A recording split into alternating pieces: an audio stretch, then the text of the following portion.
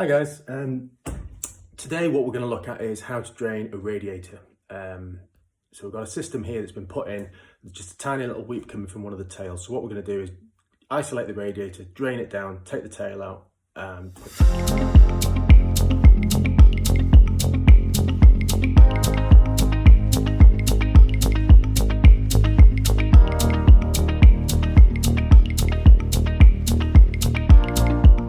First thing to do when you're doing anything with your heating system is turn the boiler off. So as you can see, this where the tail goes in and meets the lock shield, there's just a little bit of a weep coming from underneath. So what we're going to do is we're going to turn the TRV off. So make sure that says 0. You go to the lock shield, we're going to turn that off as well. So essentially what we've done is we've stopped the water there. And we've stopped the water there, so it's just the water in the rad that we're going to be contending with today. Compare the radiator to a can of Coke. It's full of pressure. You can open the can of Coke and it's going to go. It's going to be the same with the radiator. So what we're going to do is we're going to undo the air vent to let the pressure out, and then it's going to be easier to deal with. So that's what your air vent looks like. So it's going to have a little notch for a screwdriver, or if you had a bleed key like that, it's going to fit on there. So what we're going to do is we're going to turn that little hole there, I'm going to point that down, and we're going to put something underneath it to catch it. So you could use a cup, you could use a glass, anything you want that you've got. There's quite a lot of air in the system anyway. Okay, so there's nothing going to come out of that. So next thing you need is something underneath where the water's going to come from that's going to catch the water. So I mean, I've got a flexible bucket here, which is really handy. Chances are you probably won't have a flexible bucket, so I've seen people using decorator trays and things like that, so that'd be quite an easy thing. Just something that's going to go underneath to catch the water. What we're going to have to do here is with one hand hold the valve, with the other hand undo with the spanner. Holding the phone with my knee, so it's a bit sketch, but just undoes it slowly. Swap.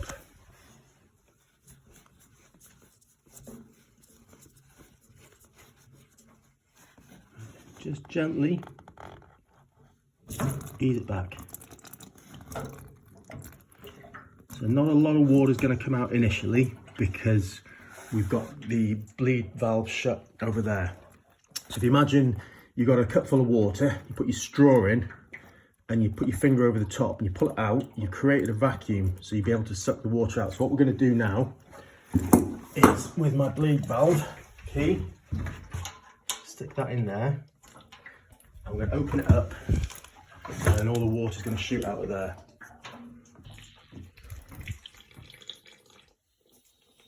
So if you hear the air starting to suck in,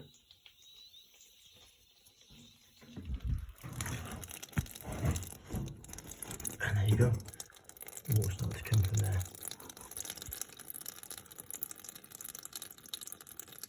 Just give this some time and it'll all drain out. I don't know if that's actually gonna capture on sound, but if you can hear that air sucking in, that's the air going into the radiator, and obviously with the atmospheric pressure, that's pushing the water out.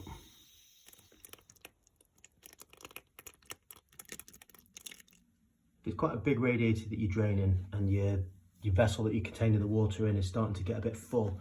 If you whiz over to the bleed valve and shut it, it doesn't stop it, but it does slow the flow because air's still going to be getting in there. So what you can do is you can just quickly cap it off, screw that back up, and then empty your bucket, and then when you're ready to come back, undo it again, make sure the water's caught in there, and just open the bleed valve again. So eventually it will stop, as it will do shortly.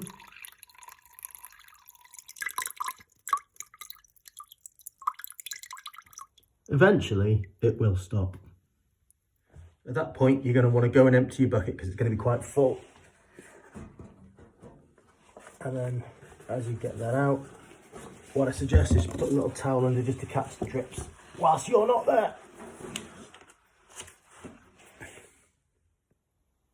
So with the bucket now empty, what I'm going to do, I'm going to undo what's called the tail going into the radiator. Undo that, Let's take it out. So that's the tail that's come out. So what we're going to do is just remove all that PTFE and clean it up and then put some more on. As you can see, once the tail's come out, it is still dripping. So make sure you do leave your bucket or your decorator's tray or towel, whatever you need under there, just to stop the carpet getting wet. Cleaned all the old PTFE off the tail.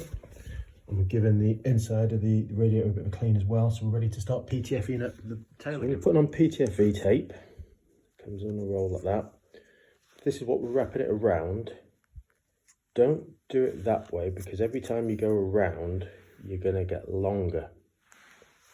If that makes, see where we are now. So let's go back. Turn it the other way round. So you're essentially going backwards. And that allows you to go nice and tight. And you stay close to whatever you're wrapping around. Okay?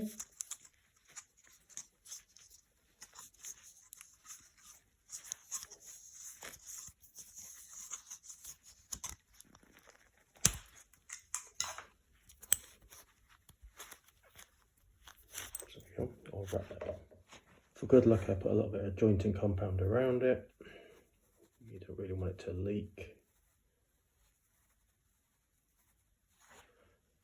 And then that's a question of screwing that back into there.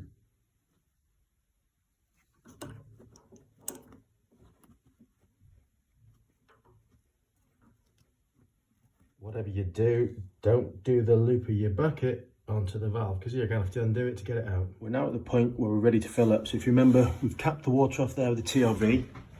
We've capped the water off there with the lock shield. So there's nothing in this radiator apart from air.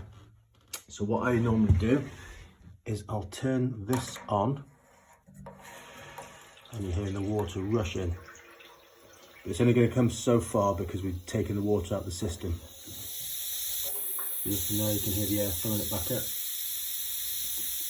The air filling it back up, the air being pushed out as the water fills up the radiator again. What I like to do is just put a piece of towel underneath where you've been working so that if anything does drip out, it'll land on there and you'll see it and you'll know you've got a leak, so you either need to nip it up or do something to stop it leaking. Okay, over to the boiler, turn it back on, fire up. It'll probably tell you you've got an error because obviously the pressure's too low. So with this one, if you look into there, that little blue toggle there, pull that down, that's going to fill the system up. You see the little triangle where the number 1 is, that's where we're going to fill it up to, so it's 1 bar of pressure. Anywhere in that one section is going to be fine, so we'll give it a little bit more because we're going to still get a bit more air out of the system. Because we just put a lot more pressure in the system, the air is going to be quite fast coming out of this.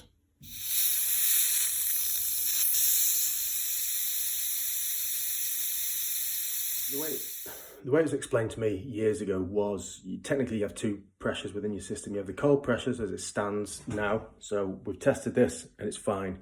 Once you heat the water up, the water expands. So technically you're going to have 2 types of pressure. You can have cold pressure and hot pressure. So what you've done once you put the radiator back on, you then have to run the boiler so the water expands. So when the pressure builds in the system, the work you've done, hopefully that it's going to be able to take that pressure, if that makes sense. So now we're going to go switch the boiler on. Pressure's fine.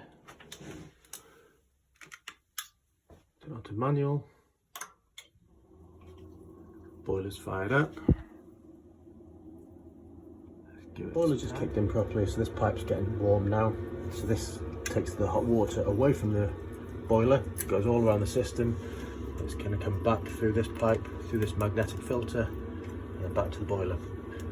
Job of this, there's a magnet inside it and just catches any little bits of metal that could potentially damage the boiler. So this TRV's open, that lock shield's shut. So at the moment we've got water coming through. Technically the radiator's completely full because we've bled all the air out of it. We're just at this lock shield now. So at the moment it's not dripping, which is good. So we open this up. So we're giving it some time to run. It's been about half an hour, put the tools away, drain the vacuum down, like a bit of a chat, a quick cup of tea, and yeah, come back. There's no leaks, everything's red hot. So yeah, I'm happy. That's how I drain down a radiator. So if you've liked the video, give us a like, give us a thumbs up, subscribe, and I'll see you again soon. Take care, guys. Bye.